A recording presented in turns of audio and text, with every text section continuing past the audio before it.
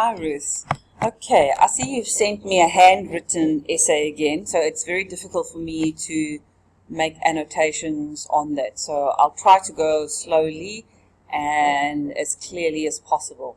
Okay, I've read through your essay, and before we get into it, I see one of the common errors is your subject plural agreement. Okay. And as we come across them, I will point that out to you. Okay. The other thing, Ruth, I think you need to send me the actual question. I'm pretty familiar with the type of questions, but it's just a good idea for me to have that question on hand so I can check if you are answering the question that the exam is asking. Okay, so let's begin. Globalization has changed life in many ways. Okay, that's very vague. You might want to say globalization has changed the lives, in plural, of many around the world. Okay. Education is not an exception to these changes. Okay, your preposition is to these changes. Is overseas schooling whilst youngers are in the university better than staying at home? Okay, be careful that you are not repeating the question. That's why I want to see what the original question is. Okay, and I think what you want to say, schooling often can just refer to secondary education, although the Americans do also refer to university as school. So you might want to be more specific and refer to tertiary schooling. Okay? Whilst young people or youngsters, youngsters, attend university. Not are in the university, but attend university. So I would change this sentence around and possibly phrase it as such. I will examine in this essay the extent of the benefits for young people attending university overseas. You don't have to say staying at home, because if they're overseas, then they're not at home. In my view, there is a simple answer. Yes. I would say I hold the view that the answer to this is that the benefits simply outweigh the drawbacks or the negatives. Okay. On the one hand, studying abroad, your sentence structure here is not quite correct. You need to say, on the one hand, studying a degree, studying your undergraduate degree abroad or your master's degree, apostrophe S, not only brings pros but also cons. Pros and cons are actually a short form that it is better not to use in an IELTS essay. Okay, it's more casual language and you want to be more academic. So you could say not only brings with it positive aspects, but also negative aspects. That's actually what pros and cons mean. Okay, because it comes from the Latin. For some, one of the drawbacks could be the language barrier. Okay, whilst WHILST, whilst for others the difficulty, Y in singular, the difficulty of coping with higher education / tertiary education combined with living in a different culture could prove to be immensely challenging. Now, I don't know if you've misspelt different. I can't read your writing that clearly, but it should be E-R-E-N-T. Now, in the IELTS exam, if your handwriting is illegible to the extent that the examiner is not sure of what you've written, you can lose marks. So try to make sure you write clearly. Furthermore, the lack of support from one's friends and family members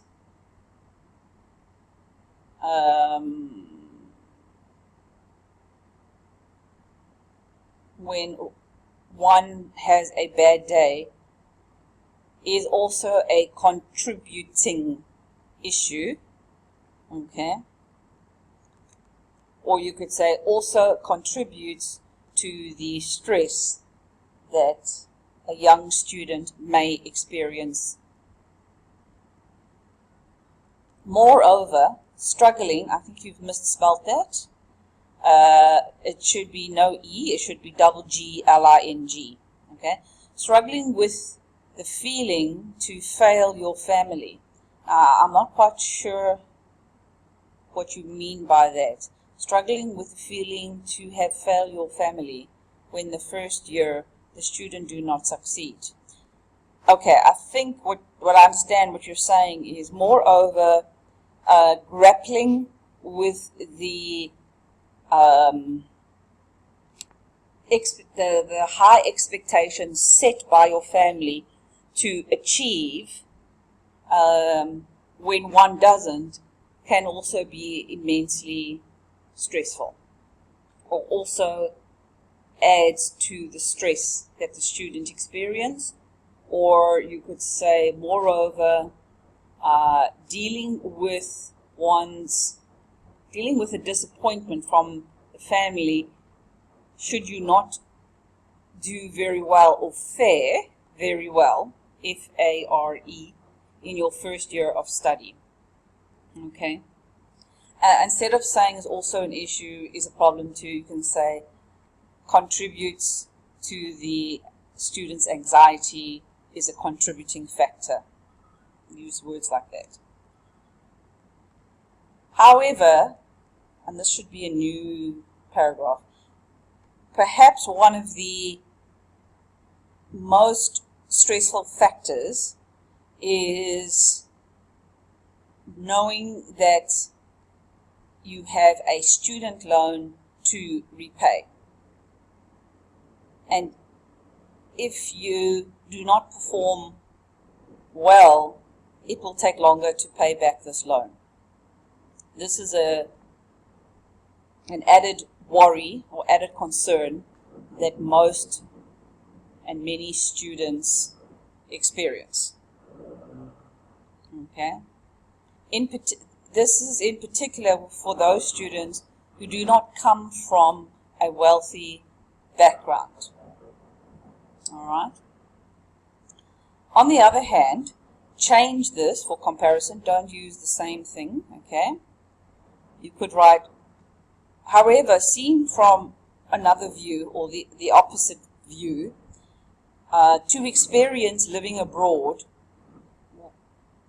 when you are at university, take away the at university is a habit, okay, or experiencing, on the other hand, to experience living abroad while you are studying at university can often be a very valuable experience in terms of learning, in terms of life skills.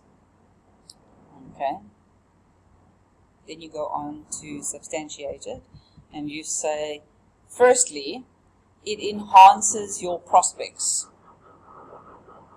For example, I know, I think that should be K-N-O-W, not a couple of, but I know several students who are studying overseas in Amsterdam who 6 months before their return they had already secured full-time employment, had secured a job, but employment is better vocabulary.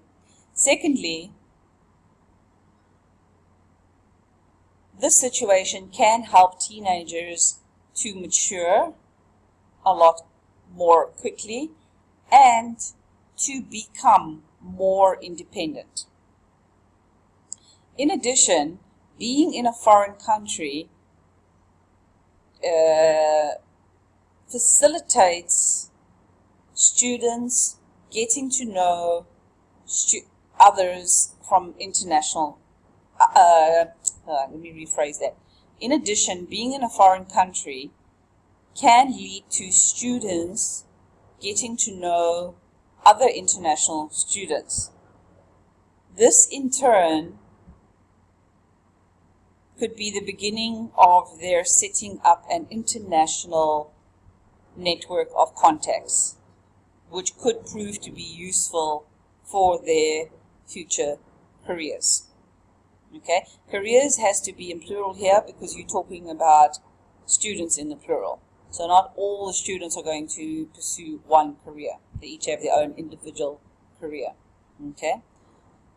All right, and then in your last paragraph, all things considered, where there are advantages, there are also disadvantages. However, the drawbacks of studying abroad are mainly emotional issues, which anyway one needs to learn to deal with. Full stop.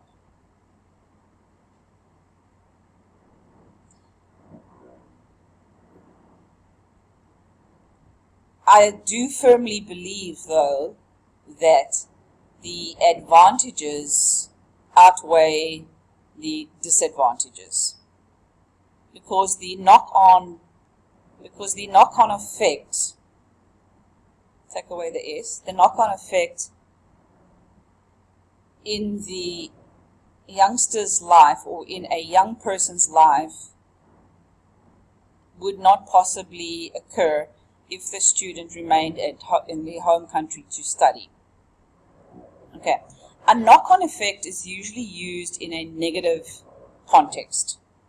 Okay, what you might want to say, the secondary benefits, or the because the overall effect or the overall benefit to young people studying abroad would not possibly occur if they had continued, if they had stayed in their home country to study. Okay, Ruth, let me know if this is clear. Unfortunately, it's very difficult for me to correct this without me being able to put it into a Word document where I can show you the changes. Okay?